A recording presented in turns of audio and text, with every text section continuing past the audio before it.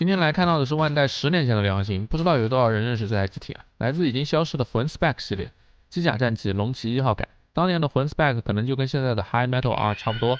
总之就是加了铁的小比例，但每一只都是精品，不仅坠手，还拥有着万代几乎消失的良心。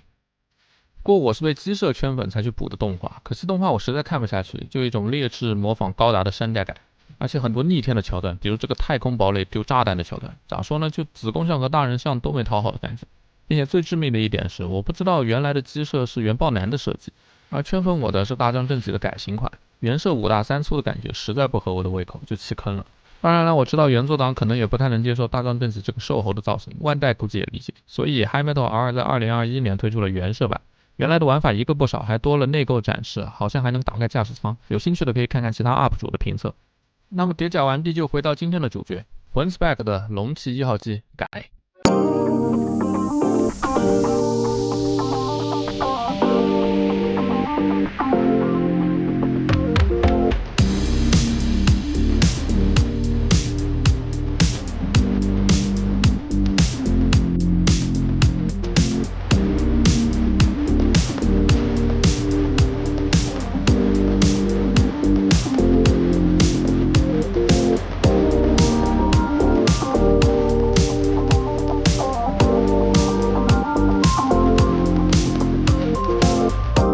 先来看一下配件，首先腰部这个像雷达一样的手榴弹，至今觉得神奇的设定，需要先插回腰部，插上后可以旋转。然后是2柄光束剑柄，也是可以搭载在腰部，这个搭载的卡槽是可以旋转的。腰部一共可以搭载2柄刀，上面也能放1柄。这搭载方式让我瞬间回到 Z 的有没有？福田抄的很细啊。接下来是2柄实体的匕首，也是能插到小腿背后的匕首带内。虽然这玩意儿我好像在动画里没见过用过，不过我们的福田导演应该是把这个灵感继承到了我们的强袭高达身上了。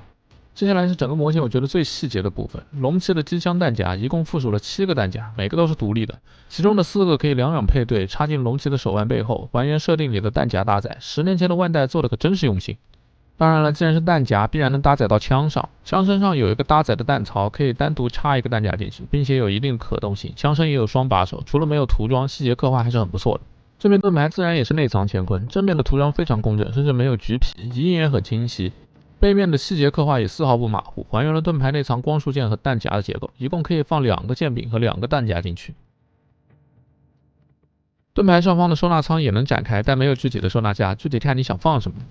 如果不想手持盾牌，就要换搭载的连接件。换的连接件是可以进行360度旋转的，搭载的方式就是用连接件的卡子卡住手腕上的2侧凹槽，关节和搭载都很牢固。最后的配件便是这个机翼了。它并非和推进器背包组成一体，而是可以单独插上，这就是空装强袭的爸爸吧。2边机翼也能向下翻折，机翼上的导弹也有还原，弹头有红色涂装。然后来看看可动，这只的脖子非常灵活，左右有30度的摆头范围，转头可以接近180度，低头接住脖子几乎可以看地，抬头幅度也非常大。这个圣约高达的脸修的也非常帅。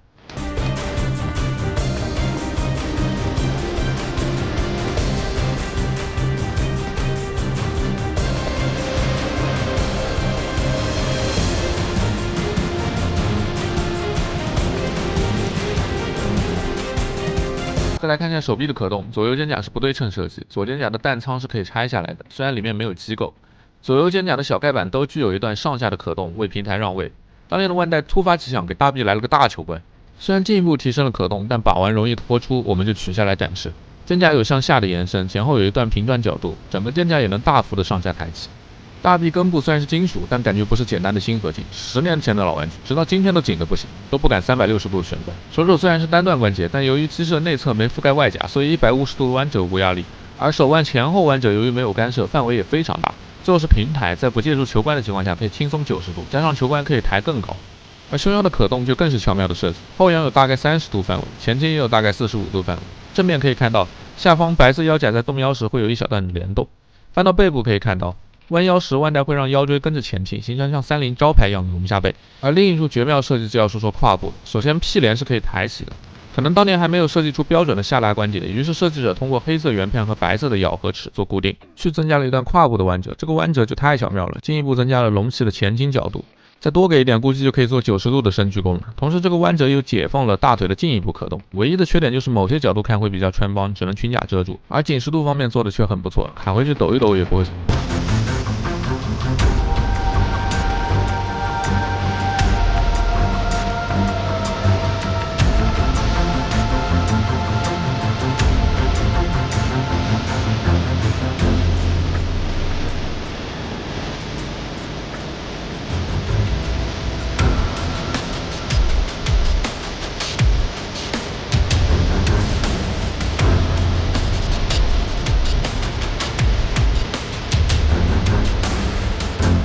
腰部自然是有平转的，虽然不能360度的旋转，但左右各90度已经是非常够用了。就是可惜驾驶舱这里的细节是不能打开的。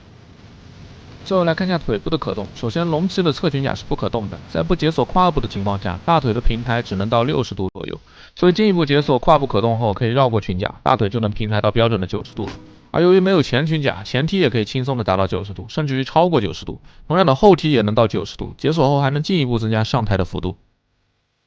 膝关节的弯折，通过把大腿后部挖空一块，再让大腿和小腿有一个水平偏移，使得膝盖几乎仅用单关节就能完成180度弯折，而大腿根部也有90度的平转。再来看到脚部的接地性，首先是标准的双段脚掌，前抬的幅度大概是30度左右，后抬也差不多。脚掌的弯折也能做出垫脚尖飞的姿势，而左右的接地性就比较离谱了，向内摆接近45度，向外摆也有45度，可以说随便应付大多数低趴的 pose。最后来看到这个超级良心的支架地台，整个底座采用了电磁弹射的地台设计，两个脚掌的固定台都可以做前后的活动，背后的挡板也是独立的分件，可以拆下来。而这个支架最良心的地方，不仅是地台的造型，而是这个带有2段齿轮关节的支架，下方的大齿轮跨度很大，上方还有一段小齿轮，齿很密，声音也非常清脆。好声音就是好支架，把持力度对龙骑来说绰绰有余了。只可惜本来支架还能左右摆，但因为年代太久远被我弄断了，只能502粘死了，难过。不然本来还能靠螺丝调节齿轮和左右摆的松紧程度呢。支架的搭载就不展示细节了，卡在胯下就行，也能通过替换件卡在背上。好了，这些分享就到这里结束了。对于这只龙骑，可以说我是爱不释手的。其实一开始收的是 R2 魂的那只，结果在逛海鲜市场的时候发现魂 spec 还有这个，当时也很怕这是万代的老物，所以可能可动啥的会很糟糕，而且合金关节对吧？估计已经是软骨病了。谁知道收来关节不仅不松，还贼紧。可动也完全不输给 R2 魂，分量也够，涂装细节和外加打磨都非常的到位，更别说这是8000日元就有着可动和造型兼顾的设计啊，真的是夸不完了。总之万代只要想，10年前就能出得出人机巧这种东西了，可惜就是出道多年，良心见失啊。